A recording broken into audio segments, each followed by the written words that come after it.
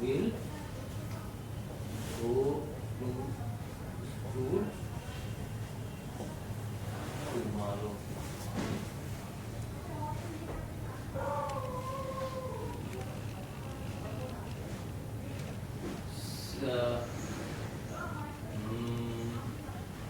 मैं रीना से प्यार करता हूँ. I love to Reena. Special Amina. भाइयों भाइयों राधे श्याम. श्रीयुक्त राधे श्याम. 1 घंटे तक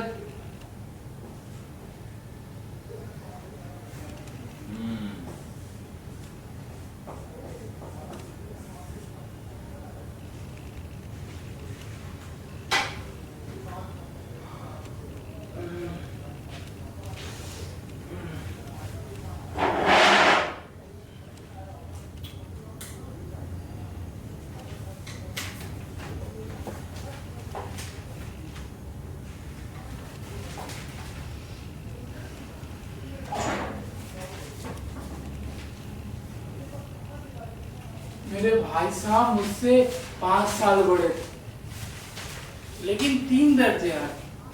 उन्होंने भी उसी उम्र में पढ़ना लिखना शुरू किया था जिस उम्र में मैंने. लेकिन तालीम जैसे महत्व के मामले में जल्दबाजी से काम न ले. इस भवन की बुनियाद वो खूब मजबूत डालना चाहते, जिस पर आलीशान महल बन सके. 1 साल का काम 2 साल में करते, कभी कभी तो 3 साल भी लग जाते. बुनियाद ही पुख्ता ना हो तो मकान कैसे पायदार बने. मैं छोटा था, बड़े थे. मेरी उम्र 9 वर्ष की और वो 14 वर्ष के.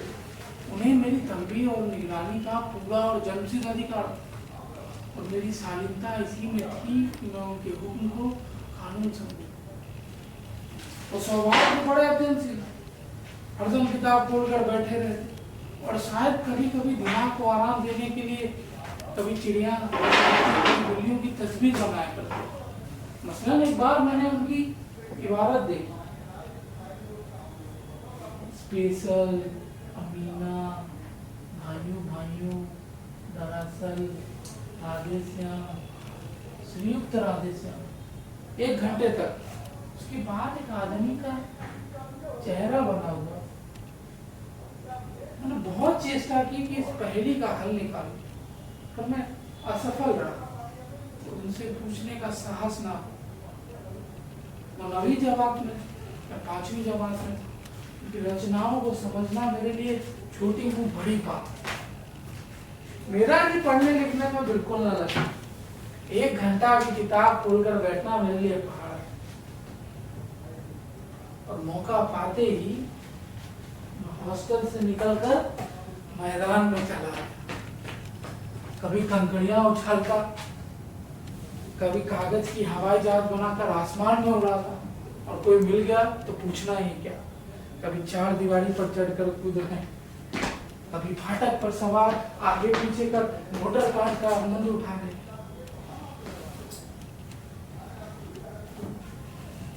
मगर कमरे में पहुंचते ही भाई साहब का वो रौद्र रूप देखकर मेरे प्राण सूख जाते. उनका पहला सवाल यही होता, कहाँ थे? यही सवाल इसी ध्वनि में हर बार पूछा था. उसका जवाब मेरे पास केवल मौत था. न जाने मेरे मुंह से यह बात क्यों ना निकलती कि दरअसल बाहर खेलना. अगर मेरा मौन कह देता मुझे मेरा अपराध स्वीकार, और भाई साहब को इसके सिवा कोई इलाज नहीं. बेहोश और स्नेह वाले शब्दों से मेरा सत्कार करता.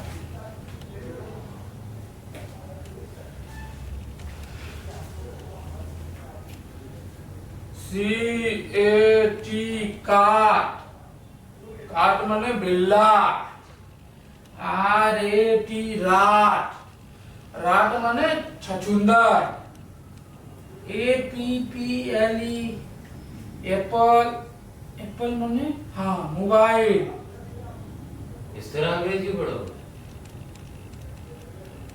तो जिंदगी भर पढ़ते रहोगे, हर्फ नहीं आएगा।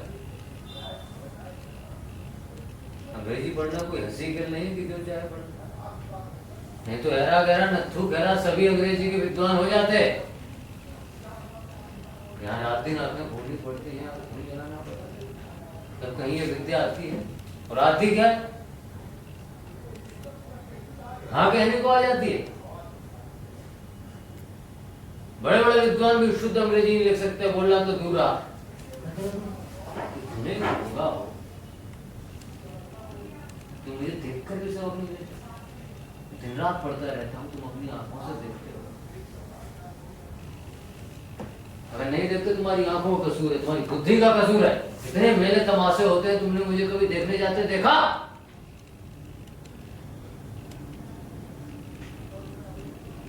रोज ही क्रिकेट और हॉकी के मैच होते रहते, मैं पास नहीं पढ़ा, हमेशा पढ़ता रहा। उस पर भी एक दर्जे में 2-3 साल पढ़ा रहे।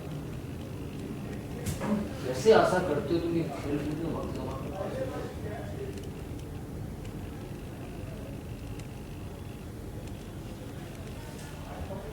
2-3 साल ही लगते, उम्र भर इसी दर्जे में पड़े सड़ते रहोगे।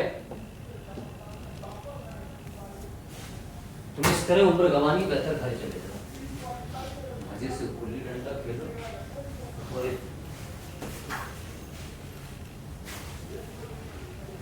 दादा की गाड़ी तुम्हारे ऊपर क्यों लगाते हो?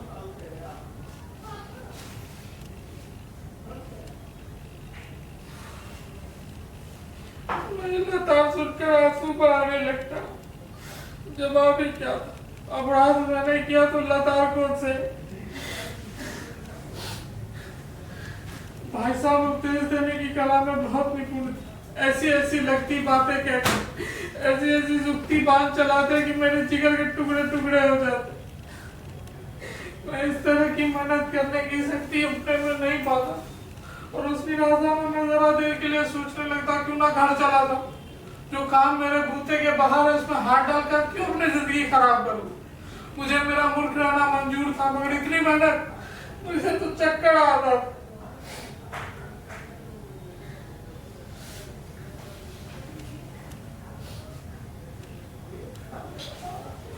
मगर घंटे 2 घंटे के बाद निराशा के बादल छट जाते और मैं इरादा करता कि आगे से खूब जी लगाकर पढ़ूंगा।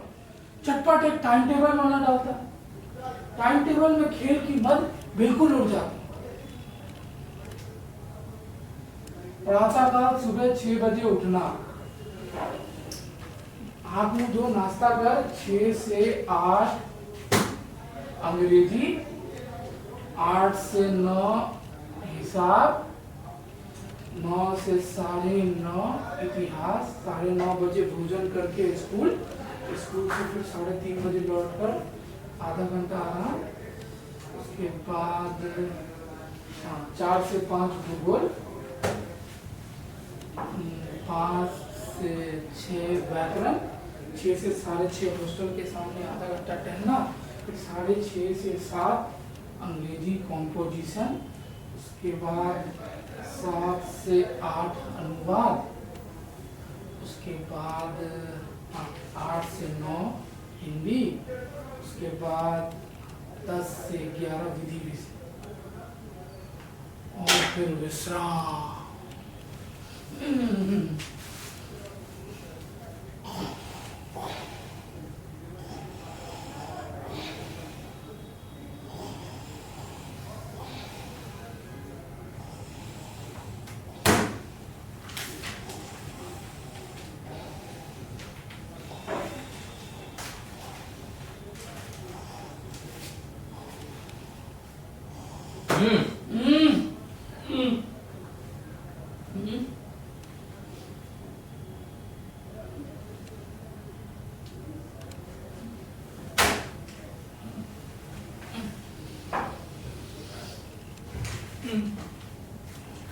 और भाई साहब टाइम टेबल बना लेना एक बात, उसे अमल करना दूसरी बात।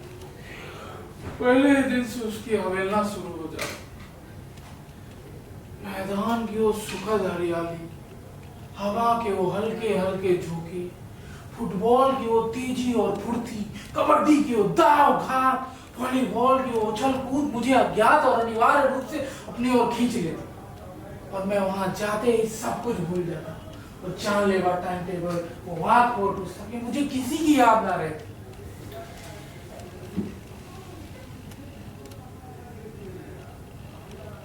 और भाई साहब को नसीहत और फजीयत का मौका मिलता है, मैं उसके साय से भी दूर रहने की चेष्टा करता। कमरे में इस तरह दबे पाँव आता उन्हें एहसास ना हो, उनकी नजर मेरी ओर उठी और मेरे प्राण निकले। जिस प्रकार इंसान मौत और विपत्ति के बीच मोह और माया के बंधन में जकड़ा रहता है, मैं फटकार और बुरकियां खाकर भी खेलकूद का तिरस्कार न कर पाता।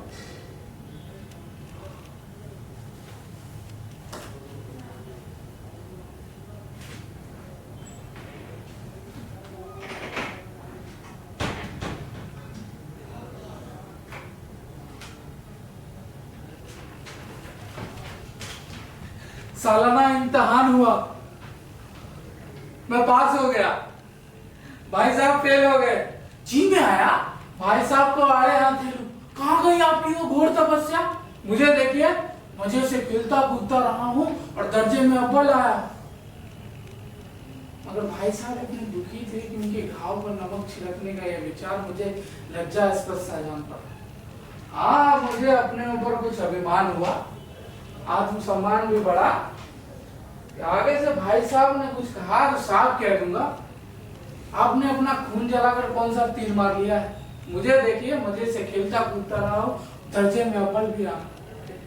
जवाब से ये एकड़ी जताने का साहस न होने पर भी मेरे हाव भाव से साफ जाहिर है कि भाई साहब का वरौब मुझ पर नहीं है। भाई साहब ने इसे भांप लिया था। और एक दिन भोर का साढ़ा समय में गुल्ली डंडा खेल के ठीक भोजन के वक्त घर लौटा।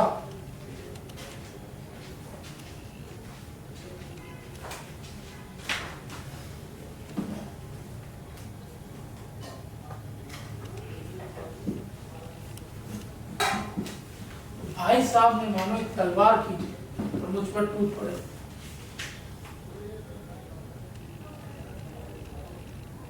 इस साल पास हो गए हो, दर्जे में ऊपर आ गए तो घमंड हो गया। मगर घमंड तो भाईजान बड़ों बड़ों पर नहीं रहा, तुम्हारी प्यास। इतिहास में रावण का हाल तो बड़ा है, उसके चरित्र से तुम्हें कौन सा उपदेश नहीं पड़ा? महज इम्तिहान पास कर लेना असल चीज नहीं है, असल चीज है बुद्धि का विकास। जो कुछ पढ़ो उसका विकास। रावण भूमंडल का स्वामी था, ऐसे राजाओं को चक्रवर्ती थे। अंग्रेजों के राज्य का आधिपत्य बहुत बड़ा हुआ है, लेकिन चक्रवर्ती नहीं। रावण चक्रवर्ती राजा, संसार के सभी महिम उसे कर देते थे, बड़े बड़े देवता उसकी गुलामी करते थे, आग और पानी के देवता भी उसके दास थे। और उसका घमंड ने उसका नाम और निशान कर दिया। आदमी जो कुछ करे लेकिन घमंड ना करे, एतराए नहीं। घमंड किया, दीन और दुनिया दोनों से गया। शैतान का हाल पड़ा ही होगा।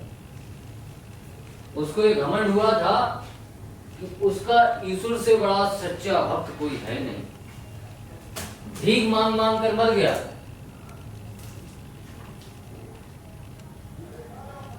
शायरों ने एक बार अहंकार किया, अभी तो तुमने एक दर्जा पास किया है और अभी से तुम्हें घमंड होगा। तुम ये समझ लो कि तुम अपनी मेहनत से पास नहीं हो। अंधे के हाथ बटेर लग गई, लेकिन बटेर केवल एक बार हाथ लग सकती है, बार बार नहीं लगती। कभी कभी गुल्ली डंडे में अंधा चोट निशाना पड़ जाता है, इससे कोई सफल खिलाड़ी नहीं हो जाता। सफल खिलाड़ी वो है जिसका कोई निशाना खाली ना जाए। मेरे फेल होने पर ना जाओ, मेरे दर्जे में आओगे तो दांतों पसीना आ जाएगा। जब अलजेब्रा और ज्योमेट्री के लोहे के चने चबाने पड़ेंगे और इंग्लिस्तान का इतिहास पढ़ना पड़ेगा। भाषाओं के नाम याद रखना आसान है। 8-8 हेनरी ही गुजरे हैं। कौन सा कांड किस हेनरी के समय में हुआ, इसे याद कर लेना क्या आसान सा है। हेनरी 7वीं की जगह हेनरी 8वां लिखा और सब नंबर कट गए। सफाचट सिफर भी नहीं मिलेगा, सिफर भी वो किस ख्याल में। दर्जनों तो जेम्स हुए हैं, कौड़ियों चार्ल्स, दिमाग चक्कर खाने लगता है, आंधी रोग हो जाता है। इन हवाओं को नाम भी नहीं जोड़ते थे, एक ही नाम के पीछे दोयम सोयम चारों पंचम लगाते चले गए। मुझसे पूछते 10 लाख नाम बता देता। वो ज्योमेट्री तो बस खुदा की पनाह, आवाजा की जगह आवाजा की जगह आजावा लिख दिया, सब नंबर कट गए। सफाचट सिफर भी नहीं मिलेगा, सिफर भी हो किस ख्याल में। इस रेखा पर वो लंब गिरा दो तो आधा लंब से दुगुना होगा, दुगुना नहीं चौगुना हो जाए, अपना आधा ही अपनी बला से। लेकिन परीक्षा में पास होना है तो सब खुराबात करनी पड़ेगी। कह दिया समय की पाबंदी पर निबंध कुछ 4 पन्ने से पढ़ना। अब आप काफी सामने खोले, कलम हाथ में लिए, उसके नाम को रोइए। कौन नहीं जानता कि समय की पाबंदी बहुत अच्छी बात होती है, इससे आदमी के जीवन में संयम आ जाता है, दूसरों पर उसका स्नेह होने लगता है। लेकिन जरा सी बात के लिए कोई 4 पन्ने कैसे लिखे। बालकों पर अत्याचार नहीं तो और क्या है। तेज भी दौड़िए और धीरे धीरे भी, बालक भी इतनी सी बात समझ सकता है, लेकिन अध्यापकों को इतनी तारीफ नहीं, उस पर दावा किया हम अध्यापक हैं। इस दर्जे इस साल पास हो गए तो जमीन और पाँव नहीं रखते। मेरे दर्जे में आओगे तो आटेदार का भाव मालूम होगा।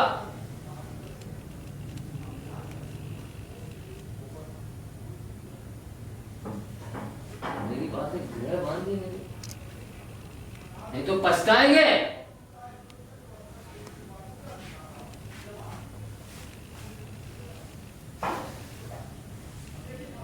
स्कूल का समय निकट, ना ही ईश्वर जाने उपदेश माला कब समाप्त। आज भोजन मुझे निस्वास सा लगा। जब पास होने पर यह हाल है तो फेल हो जाने पर शायद मेरे प्राण ही ले लेगा। भाई साहब ने अपनी दर्जी की पढ़ाई का जो भयंकर चित्र खींचा, उसने मुझे भयभीत कर दिया। कैसे स्कूल छोड़कर घर नहीं भागा यही ताजुब। मगर इतने तिरस्कार पर भी किताबों में मेरी अरुचि ज्यों की त्यों बनी। मैं पढ़ता भी था मगर बहुत कम, इतना कि रोज का टास्क पूरा हो जाए, दर्जे में दलील ना होना पड़े। अपने पर जो विश्वास पैदा हुआ था वो भी लुप्त हो, और फिर चोरों का सा जीवन कटने लगा।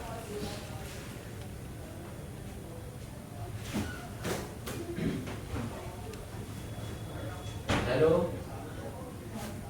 हेलो, हाँ हाँ दादा, हाँ वो थोड़ी शरारत करता है, पढ़ाई पे ध्यान नहीं देता, मैं समझा रहा हूँ।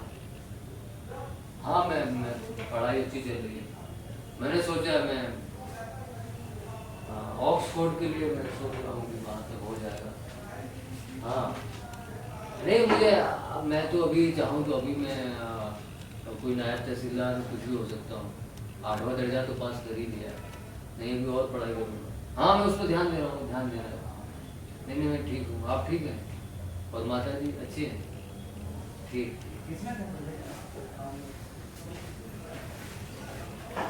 फिर सालाना इम्तिहान हुआ और मैं फिर पास हो गया। भाई साहब फिर फेल हो गए। मैंने बहुत मेहनत लगी थी तो न जाने कैसे पास हो गए। भाई साहब ने प्रांतरा परिश्रम किया, रात के 10 बजे तक यहाँ, भोर के 4 बजे तक वहाँ, स्कूल जाने से पहले 6 से 9:30 तक यहाँ। मुद्रा कांतिहीन हो गई थी मगर बेचारे फेल हो गए। मुझे उन पर दया आती थी। जब रिजल्ट सुनाया गया तो वो रो पड़े। उन्हें देखकर मैं भी रोने लगा। मैं पास होने की खुशी आती हो, अगर मैं भी फेल हो गया होता तो भाई साहब को इतना दुख ना होता। और विधि की बात कौन टाले।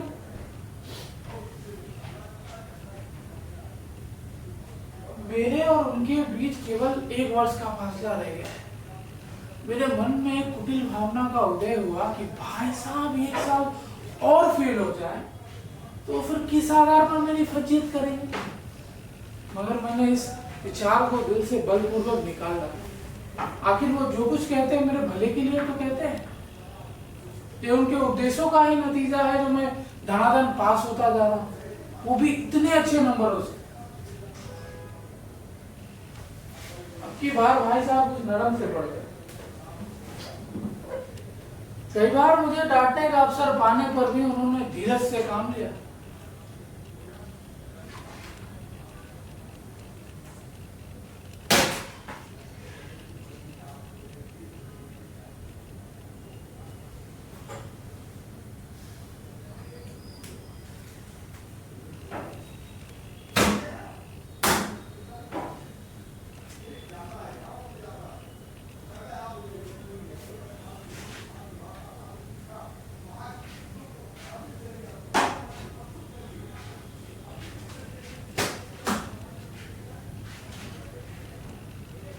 खुद समझ गए थे कि अब मुझे डांटने का अधिकार उनको नहीं रहा, और रहा भी तो बिल्कुल कम। मेरी स्वच्छंदता बढ़ी, मैं उनकी सहिष्णुता का अनुचित लाभ उठाने लगा।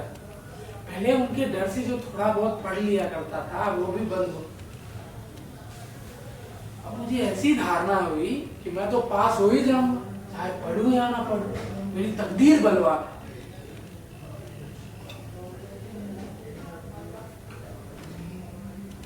अब मुझे कनकौए उड़ाने का एक नया शौक पैदा हुआ। मैं दिन भर पतंगबाजी की भीड़ करता, कन्ने बांधना, माजा देना, पतंग टूर्नामेंट की तैयारी इत्यादि गुप्त रूप से हल की जाने लगी। मैं भाई साहब को यह संदेह नहीं होने देना चाहता था कि उनका लिहाज और सम्मान मेरी नजरों में कम हो गया।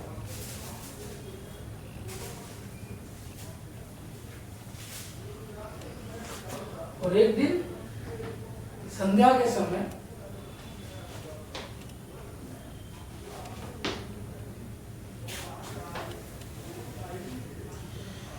मैं हॉस्टल से दूर एक कनकौआ लूटने के लिए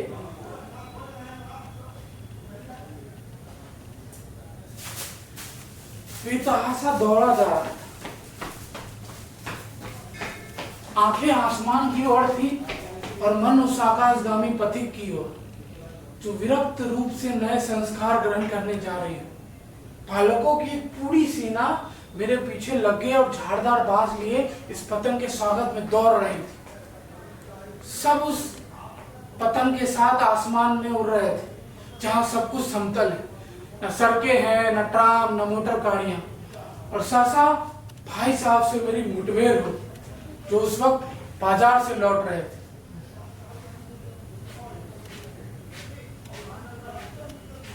भाई साहब ने वहीं मेरा हाथ पकड़ा और उग्र भाव से बोले,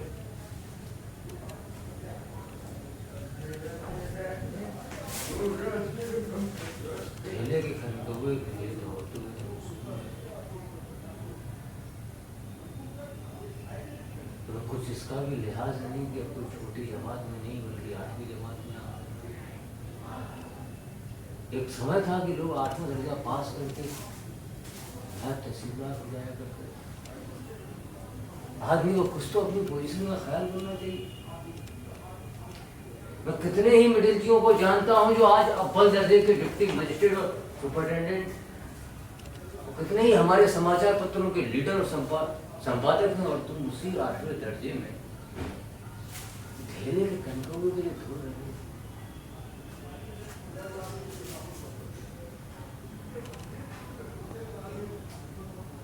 मुझे तुम्हारी तुम जहीन हो इसमें शक नहीं है, लेकिन वो जहीन किस काम का जो हमारे आत्मगौरव की हत्या कर रहा है। तुम सोचते होगे कि मैं भाई साहब से केवल एक दर्जा नीचे हूं और अब उन्हें कुछ कहने का हक नहीं है, लेकिन ये तुम्हारी गलती है। मैं तुमसे 5 साल बड़ा हूं और हमेशा रहूंगा।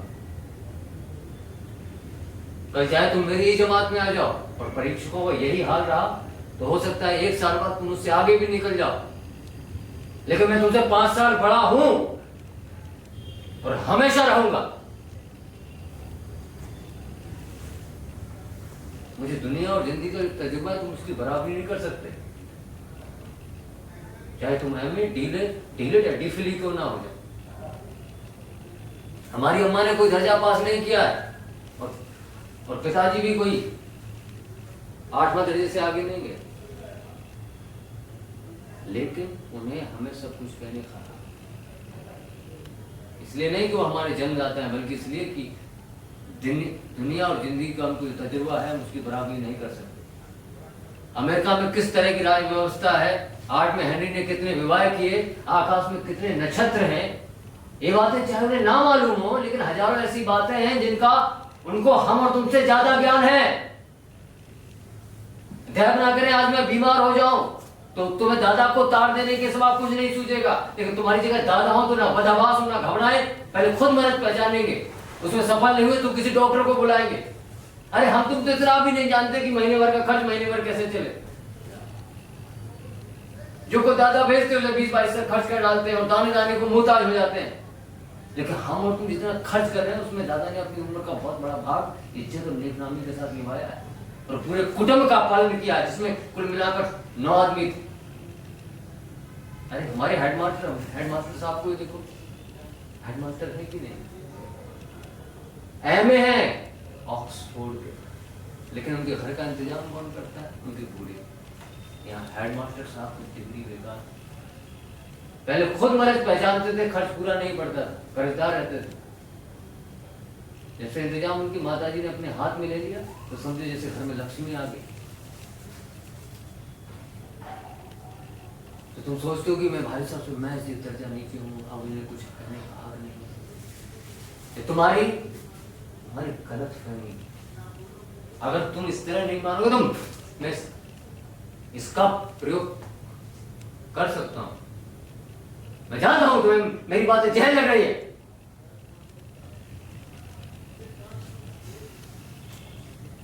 मैं भाई साहब की इस नई मुक्ति के सामने नतमस्तक। आज सचमुच मुझे अपनी लघुता का अनुभव, भाई साहब के प्रति मन में श्रद्धा उत्पन्न। मैंने सजल आंखों से कहा, हरगिज नहीं, आप जो कुछ फरमा रहे हैं वो बिल्कुल सच है और आपको इसे कहने का अधिकार है। और भाई साहब ने मुझे गले से लगा लिया। कनकौवे लूटने के लिए मना नहीं करता, मेरा भी जी लग जाता है, और बेहरा चलूं तो तुम्हारी रक्षा कर सकता, ये कर्तव्य भी तो मेरे से नहीं। संयोग से उसी वक्त एक घटा कनकौवा भाई साहब के सिर के ऊपर से गुजरा। उसकी डोर लटक रही थी, भाई साहब लंबे थे ही। भाई साहब ने उछलकर उसकी डोर पकड़ी और उसके पीछे पीछे दौड़ पड़े। मैं भी उनके पीछे पीछे दौड़ पड़ा।